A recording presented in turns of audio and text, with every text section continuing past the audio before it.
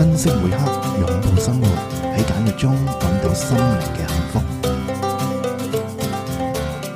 咁有一次咧，我咧就做完家長講座喎，咁有個家長咧突然間咧就走過嚟咧就問我啦，佢就話啦：哎呀，求救啊，文生咁樣咁。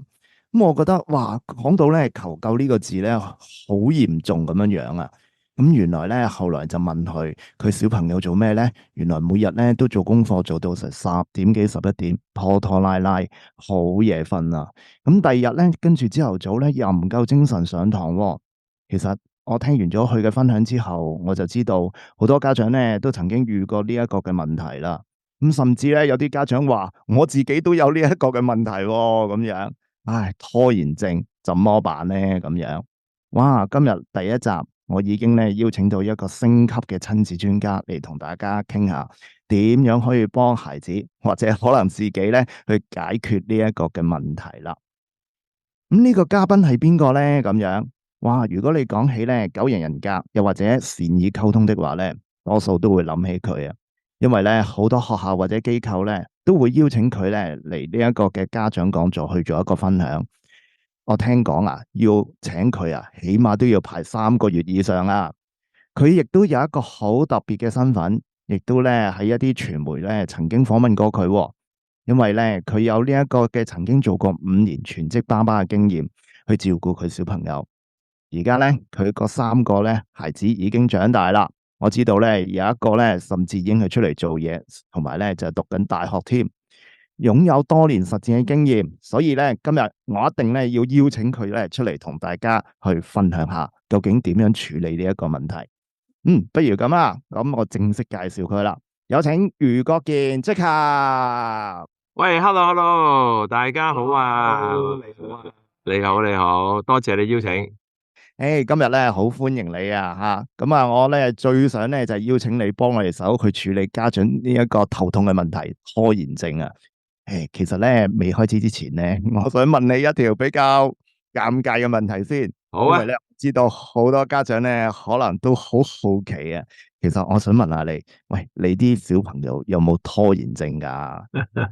你問我啲細路有冇拖延症？唔單止佢哋有啦，我都有陣時有啦，所以真係有啲尷尬。你都有？梗係啦，我都一樣係普通人，都會面對同樣嘅情況。不過可能我係早啲知道或者意識到嘅時候，我點樣去改善咁解啫。哦，咁樣。喂，咁點搞？點搞？喂，今日咧就送幾招嚟幫下我哋啲聽眾好喎。好啊，咁啊唔好係，不過咧就呢個都係家長關注嘅問題嘅，有陣時覺得佢係咪，哎呀點解拖拖拉拉啊，搞到咁夜，好似頭先你咁講。咁咧即係最近有本書咧就叫拖延心理學，咁佢係一個加拿大嘅教授啊，Piers Steel。咁佢本書裏邊咧又講到有5種拖延嘅心態，咁我哋可以逐一齊去大家傾下。哇，5種咁多啊？咦，似乎真係我哋要睇下，即係可能要對症下藥先可以幫到自己或者幫到孩子喎。不如講下究竟係邊5種啊？好唔好啊？好啊，嗱，第一種咧就係怕失敗，因為佢係完美主義者嚟嘅。咁第二類咧就係怕成功喎。第3咧就係反抗權威。第4種咧就係佢好驚咧，即係做得好嘅時候就離開咗一個人際嘅舒適圈，comfort zone。咁佢又驚突出得滯。第5種咧就係佢用一啲瑣事去逃避一啲大事啊，即係喺度辦公，好似做緊嘢但係其實辦公啊？咦，我好中意你呢一個詞語喎，辦公啊，即係得手邊嗰個係咪啊？係啦，即係有個分字嗰個辦公啊。OK，係啦。不如講下，即係其實害怕失敗，點解有關拖延症事啊？咁其實因為佢自己咧，每一次都覺得應該要做得好嘅，咁有陣時想確保佢做得好嘅時候咧，嗰個壓力好大，咁所以佢咧就覺得我未有把握一定會做得好喎，咁所以咪會拖咯。咁所以啲細路仔咧好有能力嘅，可以做得好，甚至做得100分，但係因為佢遲遲都俾嗰個自己個心理上嘅壓力影響咗，一路都好似未得喎，咁所以咪會拖延到咯。哦，咁樣。你咧另外咧想起有一個例子喎嚇，係啊，咁咧就話說咧有一個女同學嚇，咁咧就大概3年班到啦。嗯咁佢咧就寫一份書法咧，即係都寫得都幾靚嘅嚇。嗯咁啊老師咧就想揾佢份書法咧就貼堂啦咁樣。嗯咁然之後咧跟住老師話啦，嗱我哋咧個壁報板咧就會用一啲比較靚啲嘅紙嚇。咁啊，不如咧嗱，我俾個張靚啲嘅紙俾你，你重新咧跟住再寫多一次俾我哋。咁啊，跟住咧就即係可以貼壁布嘅時候就更加靚啦，咁樣咁。咁啊，呢個咧女孩子咁啊餓啦，咁但係餓咗咧成個幾兩個禮拜咧都未交功課喎，咁樣。咁啊，跟住咧個媽咪咧就好好奇咧就問佢啦：喂，你做乜唔交功課啊？咁樣。咁啊，呢個咧女同學就答，佢話咩咧？佢話：老師叫我寫，咪即係叫我寫2次，要我罰抄啊！仲有喎，今次啊，我啊未必咧，真係會寫得仲得靚過上一次嘅喎，所以啊，慢慢寫咯，咁樣咁。嗱，我諗下，即係呢一個案例咧，其實似唔似你啱啱講個害怕失敗咧？即係好怕，喂，我再寫可能寫唔到之前嗰個咁靚咁樣樣咧。係啊，因為喺人哋心目中佢就係叻，係做得好，所以佢就驚冇返上一次個效果嘅時候，自己咪好似令自己或者令人失望。嗱，其實啲家長自己煮嘢食或者整麵包、蛋糕整得好咧，跟住咧可能喂你再整多次啊，其實你都有嗰份壓力，不如整個第二樣啦，係咪啊？你再整嘅時候，你未必可以超越或者有上次咁叻噶嘛，係都係咁樣。哦，咁樣呢個其實都幾普遍喎，似乎聽起上嚟都係咪啊？係啊係啊，即係唔想令人失望咯，係咪啊？或者令自己失望咯，破壞咗嗰個嗯。完美嘅形象啊。喂，不如我又講下啦。嗱，我聽到好似咧有另一樣嘢啦。嗱，害怕嗯失敗咧，就呢個容易去明白啦。嗯但係點解我聽你啱啱嘅分享就係話害怕成功？咦，嗯。呢個都係拖延嘅其中一個可能嘅原因喎。其實點解即係害怕失敗同埋害怕成功，即係好似有一個咁極端咁樣樣，同埋害怕成功又係點樣樣嘅咧？其實嗱，其實咧，佢哋覺得成功係要付出好多噶嘛，咁咧就即係唔好做到咁成功嘅時候咧，就唔使咁辛苦，或者躺平咁樣咧，就係最合乎呢個成本效益啦嘛。即係我做得差唔多啦，得啦，合格咁。咁咧有陣時佢哋會發覺咧，成功會令人或者令自己有更高嘅期望啊，咁日後咪更加大壓力咯。咁所以呢啲細路仔咧就唔見到啲艱難嘅嘢咧，就會有啲卻步啊。最初可能自己嚇下自己咁樣啦，但係拖下拖下咧就越嚟越艱巨噶啦嘛，嗰啲任務嗰啲壓力係越嚟越大噶嘛。本來你可能係10日去寫篇書法，咁後來等下等下就等到5日要寫完噶咯喎。哇！你咪壓力越大，咁啊越拖嘅時候咪越低動機啊，同埋正形成咗一個惡性循環。咁啱啱咧聽咗呢一個害怕失敗呢樣嘢，好似咧有另一個比較極端嘅咧，就係呢個害怕成功喎嚇。咁究竟其實害怕成功又係咩意思嚟嘅咧嚇？哦，咁除咗頭先我哋講第一類完美主義者就即係怕失敗啦。即係有啲人咧就咁嘅喎，係怕成功喎。點解？成功要付出好多。哇！啊，咁如果我做得好，咁其他人咪對我更高期望，咁我下次咪要再成功啲。咁好似咧自己個壓力係不斷有啊。咁啊，所以咧有陣時你會發覺細路仔做功課咧就有呢個情況啊。阿 Chris 係咪啊？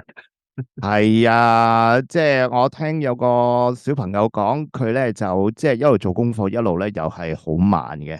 咁我就睇下究竟佢係唔識啊，定係點樣樣咧咁。咁啊，跟住咧嗰個小朋友咧，居然咧就答我，佢話：我梗係拖住嚟做啦咁樣。咁我再問佢：咦，點解啊？因為做完晒之後，跟住阿媽啊，通常再俾幾份補充練習俾我做啊，我梗係唔做得咁好啦，所以咪要拖咯咁樣。我聽完咗之後，其實我都幾欣賞佢嘅坦白嘅嚇。咁但係，咦？似乎似唔似啱啱你講嗰個害怕成功嗰樣嘢咧嚇？肯定係啦，我咁快做晒，跟住你再懟啲嘢俾我，等於你返工都係啦。你半日就做晒嘢，跟住老細覺得你咁掂，下晝再做，俾啲勁啲嘅你做，咁你跟住點啊？不如躺平啦，慢慢拖啦嘛，係咪啊？不如改原來咁樣。係啊，或者 Chris 啊，譬如你太太煮嘢食啊，今次係招呼全個家族嚟，哇食得好好，煮得好好食喎，咁點啊？下次再去你屋企咯，母親節、父親節啊，端午節都嚟晒，咁你老婆哇咁不如今次 hea 煮啊，等啲人咧唔好再嚟咁多，我好大壓力。講嗱，笑啫。所以咧，我好放心嘅，因為我太太咧係唔係好煮嘢食嘅。係啊，咁呢個人之常情嘅，係啊。唉，所以呢個咧，亦都係其中一個原因，即係咧，啲小朋友會成日喺度拖拖拉拉咁樣樣，咁係咪啊？係啊。哦，嗱，咁我哋咧而家咧就講咗呢一個害怕失敗啦，害怕成功啦，咁樣。咁啱啱咧講仲有幾個原因嘅喎，有一個咧就係啊。叫做反抗權威啊。啊，啊咁啊反抗權威，阿 Jacob 又可唔可以分享下，其實呢個即係點解會同小朋友即係拖延症有關係啦？嗱，講到明啊，即係咧反抗權威啊嘛，即係譬如我唔係唔做，但係你叫我做咩？我仲唔想做住咯，係咪啊？因為我覺得冇咗自己嘅自主控制權啊。咁你一嗯叫我做，我覺得有少少覺得，即係我唔忿氣咯。同埋點解你嗯，叫我做，我自己會識處理噶嘛。同埋係。有陣時我哋啲父母叫仔女做嘢，唔會好聲好氣啊嘛，快做啊！咁嗰啲就更加加劇咗佢覺得嗰種唔忿氣咯。係咪啊？哦，咁所以我實行咩啊？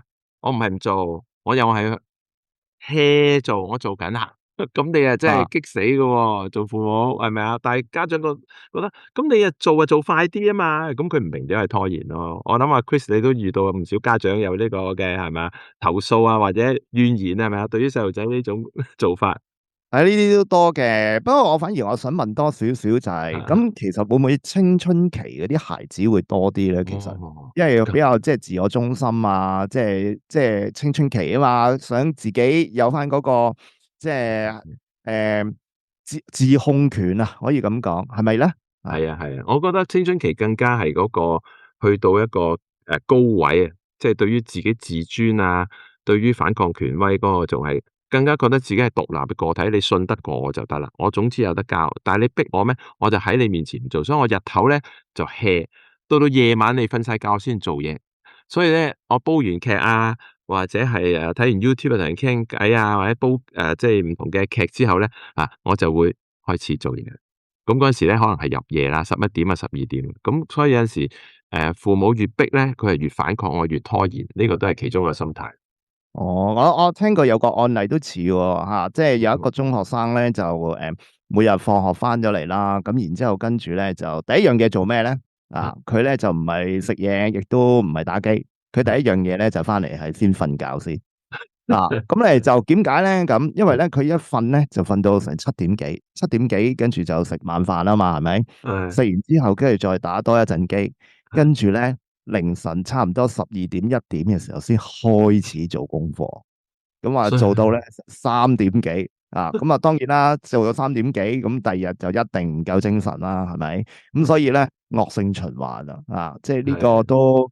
都係一啲青少年人可能就係想要一個自主，覺得自己喂我有能力咁喎，我做得到喎，係咪啊？咁所以咧可能高估咗自己咁樣。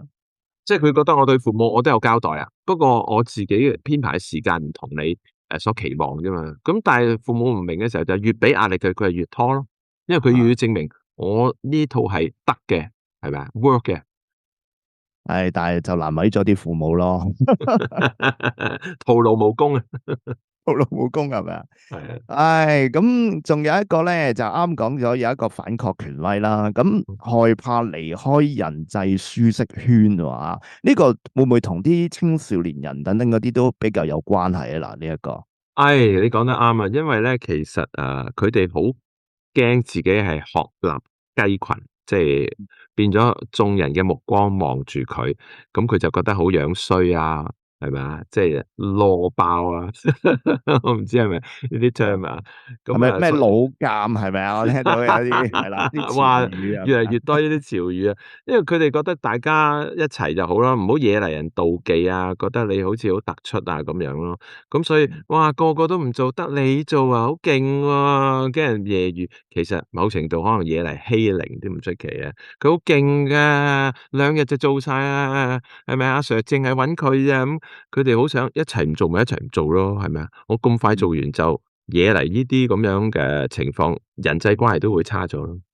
係，所以呢啲亦都係發生喺青少年人身上就比較多啲，即係唔好太過突出啦所以即係有時都見到啲年輕人，你見佢哋個個都好似好想即係獨一無二咁，但係你又發現咧，原來佢哋咧嗰啲裝扮啊、衣着啊，又好似係差唔多咁樣樣咁係啊，好驚同人哋唔同嘅時候，嗰個眼光佢哋好啦。雖然未必有，但係佢哋已經投射咗，驚住係咁，所以咪不如穩陣啲啦，大家一齊唔交咪唔交咯，咁樣。哦，咁樣呢啲好兄弟、好姊妹啊，呢啲啫。係啊，我哋都要理解下嘅，青少年係唔同嘅。哦，咁最後一樣啦咦，瑣事逃避大事喎，辦公喎呢一個咁可唔可以又講下其實呢啲即係點解會出現喺啲小朋友身上咧呢個？呢個唔單止係小朋友啦，講到我都周時係啊。面對重大嘅挑戰，譬如哇，下個禮拜有一個譬如2日嘅 training 喎，咁我點啊？唔係下個月有啊，我就已經一路擔心，但係我就唔開始做喎，我就咧喺度做下其他，譬如執下書枱跟住咧，嗰度污糟喎，又抹下，跟住咧，唔係喎，個電腦嗰啲嘢咧，好多嘢唔整齊喎，排下佢，咦，咁啊過咗一日喎，哎呀，其實我係有做嘢㗎，但係其實咧，我係暗揀咧就喺度逃避緊嗰啲壓力。嗱，我又證明自己冇偷懶啦，係咪啊？我好忙碌㗎喎。咁但係咧就可以令到自己有理由咧，就係我冇去面對到嗰個大嘅壓力嘅時候，即係自己好似過唔到自己，咁但係我有做嘢嘅，咁咪好似有交代咯。咁所以細路仔都係㗎，俾人哋嘅感覺好似即係都有做嘢，但係內裏咧其實根本就係逃避一啲即係比較重要即係等嗰啲嘅事情咁樣樣，係咪啊？係啊，你有冇啊？你啲仔女有冇啊？或者你見到家長有冇啊？可能我發現咧講嗰刻我自己都有啲，係咪啊？係啊，所以呢個容唔容易處理咧？呢一個你覺得？呢個咧，其實你有陣時唔明咧，就會覺得佢好似係做緊嘢，咁但係好似有啲嘢仲未到佢要做嘅重要嘢嘅時間表喎，咁你有陣時好喺側邊好無奈咯，做家長，同埋咧就好猛咯咁今日咧就講咗咧有幾個嘅原因啦，咁小朋友咧可能咧即係都出現個拖延症咁有啲咧就好驚咧就係失敗咁有一啲咧就驚反而咧就會係成功。咁有啲咧就反抗權威，咁有一啲咧就可能咧就係害怕離開人際嘅舒適圈，咁就特別咧青少年人咧就比較多啲嘅，有啲咧就希望咧就係用一啲瑣事去逃避一啲咧重要嘅事喎。咁我哋咧就下一集不如又可以講一下究竟點樣處理呢5種嘅問題咧？好啊，下一集再見啦，大家。OK，好啦，咁多謝 Jacob 今日同我哋分享咗即係呢5個原因，咁我哋下一集再見啦，好，拜拜，拜拜。